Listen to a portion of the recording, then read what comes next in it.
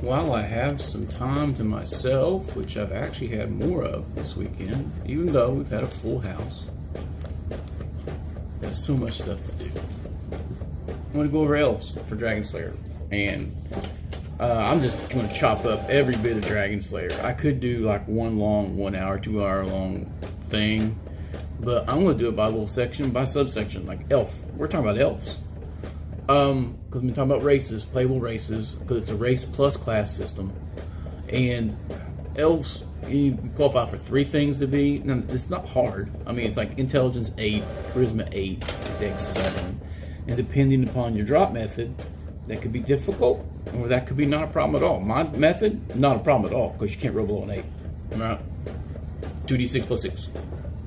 Called the heroic method. You want to be heroes or zeros? So, like everything else, it goes over their things, and it's not much, right? It's the classic trope. There's not much you do different from else. It's dex plus 1, con minus 1. They can be assassin, cleric, fighter, magic user, and thief. They can be higher level magic user than any other demi-human class, which makes sense. Right, and it puts them at between 5 to 6 feet tall, and I think they do cap out like 5.5 foot tall. And it goes over a brief thing for role-playing recommendations. Exceptionally long lifespans reflects in their broad view of time and stuff. I personally believe no one properly role-plays an elf because they don't have perspective, unless you're older and you've seen a lot of tragedy in your life and a lot of change. But, that comes with time. It's hard, how are you going to empathize with somebody that's 700 years old? They've seen a lot. I've watched trees, grow and die. Being slightly taller, even though they're part of the team short, right?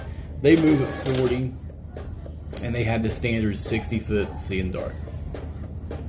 Standard. Dragonslayer brings back I notice secret doors by just walking past them. 1 in 6. I like that. If you have a fair amount of elves in your party, secret doors aren't going to get past you. And when they search, it's 2 and 6. Racial weapon. +1 to hit with the longbow. Not longsword and longbow, like AD&D, but just longbow. They can't use two-handed melee weapons at all. So an elven fighter won't be using the melee weapons that are like big cleavers, right? It's going to be using spear, sword and board type deal, or be your quintessential bow warrior. And since Dragonslayer lets you cleave with an arrow attack, you start popping low-level creatures off. You get that Hawk the Slayer feel where you're just dropping people left and right? People want that. It brings back the ghoul paralysis and 90% immune to charm and sleep. Which here recently that really upended one of my encounters. I chose this thing as a side thing to get them started before they go up into the air. I figured it would be a good because it'd be a good way to get them prepped for high fit, right? Because they're going into an old wizard's house who's disappeared. Conveniently left some potions of healing and flying laying around somewhere. They really don't want to split money with the local mystics, right? But anyway, let's get back to campaign over stuff. But that's it. Starting ages are like 125 or 180. Anywhere from 125 to 180. And their lifespans is 1,000 in Dragonslayer.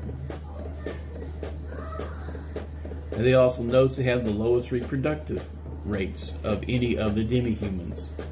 The longer the lifespan, the less reproductive rate.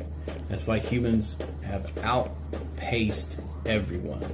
Just think about it as replacement theory in application, and you'll get it. If we want to slide in some commentary on the real world, they can multi-class in all the core. So that's handy. You don't really see a lot of elven clerics. I think in some editions they couldn't even be clerics. They just racist class for most of the EX stuff.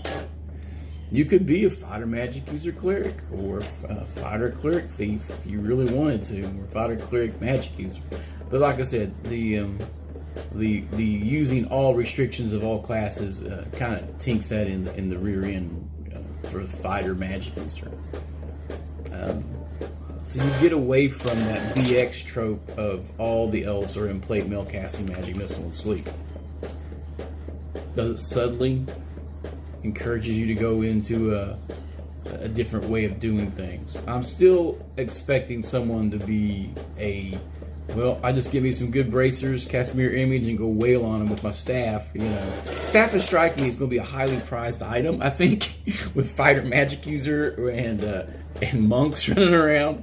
Oh yeah, I start the swacking. Let's start throwing some haste, man. Everybody, let's get the beat down on.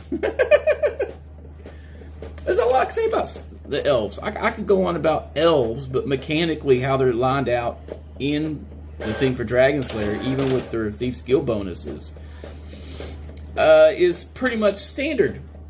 Doesn't really change anything. Nothing new. Nothing special. It's an elf.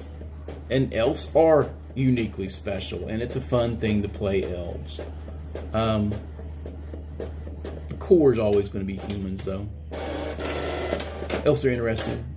They don't get anything extra, although they start with elf and common. So even if you got like an 8 int or less, you start with elf common. Being so long-lived, they have more time to pick up extra languages, and not as xenophobic as, say, a dwarf. There's going to be some stuff I shoehorn in or bubify or modify in as just campaign stuff.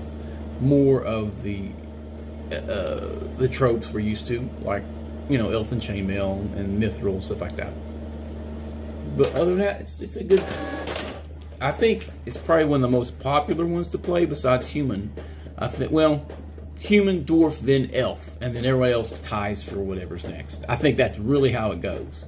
Human, dwarf, and elf, and then all other demi-human classes are tied for what players want to play, in my personal experience. But if you're going for a bow warrior, elf's the way to go, and it makes sense. You're nudged that way with the mechanics of the game. But yeah, that's it. We only got a few more to go, and then I'll get into the classes later.